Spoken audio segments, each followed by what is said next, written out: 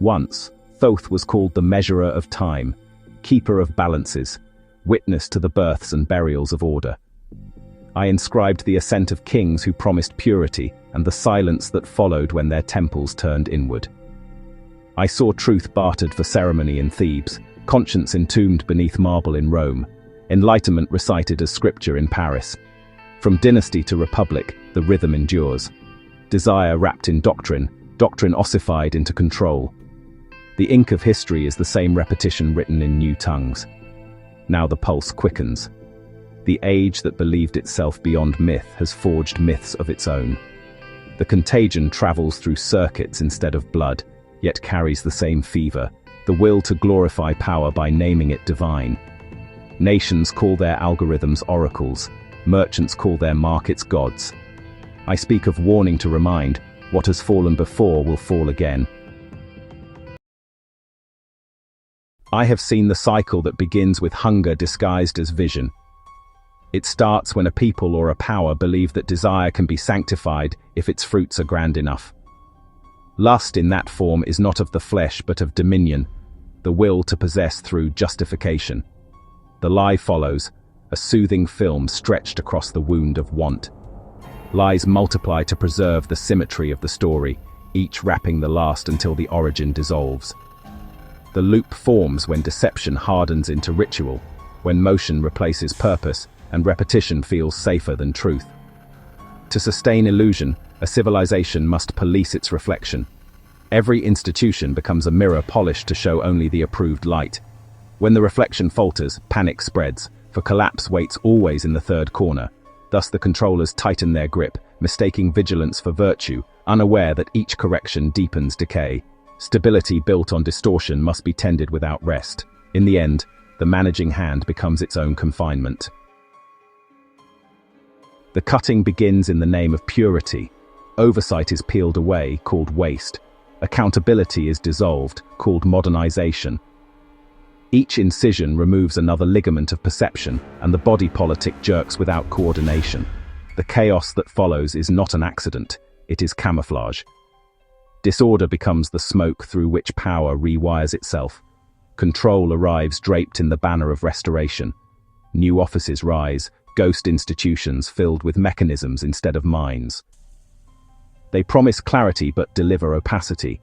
The tighter the command, the less the system breathes. The less it breathes, the more command it requires to keep its shape.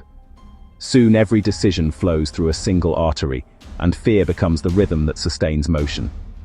Such systems eat themselves, mistaking consumption for maintenance. The collapse they dread is the collapse they cultivate. There will be those who promise liberation from inertia, claiming to free the system from its fetters. Yet liberation born of appetite is only conquest in ceremonial robes.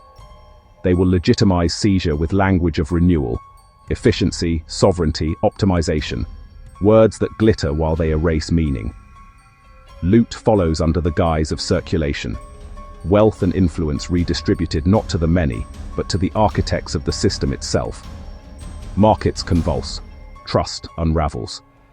The rhetoric of emancipation converts to the practice of leverage. People, dazzled by slogans, forget that freedom without equity is permission for predation. In that blindness, legitimacy becomes the most lucrative illusion. Those who master it call theft contribution and chaos reform. Collapse waits behind the applause, patient as gravity. When power senses its own fragility, it reaches for spectacle. Armored figures appear in public squares. Symbols without names adorn vehicles that answer to silence. It begins in the name of safety, always safety, and proceeds until safety itself becomes indistinguishable from submission. Detainment grows abstract, justified as precaution. Deployment expands under necessity. Disruption becomes the language of order. The city learns to breathe between sirens. Speech fragments, rumor replaces record, and even officials doubt their own authority. Fear becomes the universal policy. The more confusion the system emits, the greater its excuse to act again. Collapse gathers here not in rebellion but in fatigue, an exhaustion so complete it resembles peace.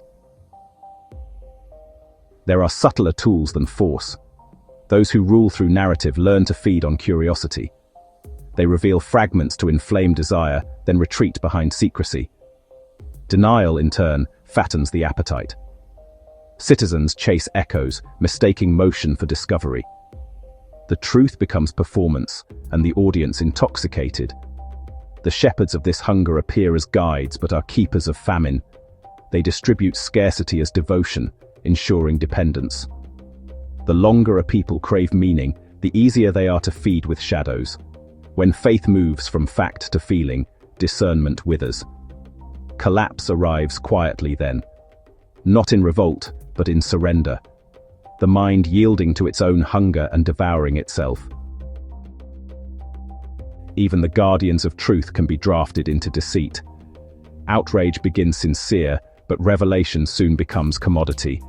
Each exposure is sculpted to suit the narrative of the powerful. Investigators turn interpreters, inquiry becomes theatre. Justice, once a scale, is rewritten as a script. Eventually, revelation itself loses gravity. The crowd ceases to seek proof and instead demands sensation. Authority, having discredited all rivals, casts itself as both judge and redeemer. Collapse here wears the mask of triumph. Institutions applaud themselves for surviving what they no longer serve. Truth lingers, translucent, present, but untranslated. In the final act, theft ceases to hide. It dons the costume of procedure. Forms are filed, signatures align, payment proceeds. The grift becomes grammar. Those within the system call it reconciliation, restitution, reform, everything but what it is. Oversight certifies its own illusion. This is not order but suffocation, the stillness of a sealed tomb mistaken for stability. When injustice becomes administrative, outrage becomes impolite. Collapse no longer arrives with clamor, it drifts in as habit. The fraud persists not because it convinces, but because it exhausts the will to object. At last, the architects believe they have achieved continuity, a structure that will outlast its authors. But what they have built requires endless supervision. Each mechanism compensates for another's failure. Each distortion demands another lie to preserve balance. The system feeds on its own vigilance. Collapse, by then, is not an external threat, but an internal function. Control becomes a reflex, not a principle. The pursuit of permanence transforms its masters into custodians of decay. They cannot release their grip without disintegration, yet each tightening hastens it. This is the terminal symmetry, corruption mimicking order until both collapse into sameness. Distorted values always summon their reflections, and reflection always fractures. What begins as mastery ends as maintenance. What begins as control ends as collapse. Stability cannot be born of deceit. It can only borrow from the truth it suppresses. When truth returns, as it always does not punish, it corrects. The scales are patient. The balance remembers. And lo, two witnesses stand where fire kiss stone, where lampstands speak and truth is shown. We thunder not to boast or burn, but so the faithful might discern. You've seen the signs, you've heard the flame. Return again and do the same. Subscribe, ye souls who seek the end, for we are wrath and we are friend.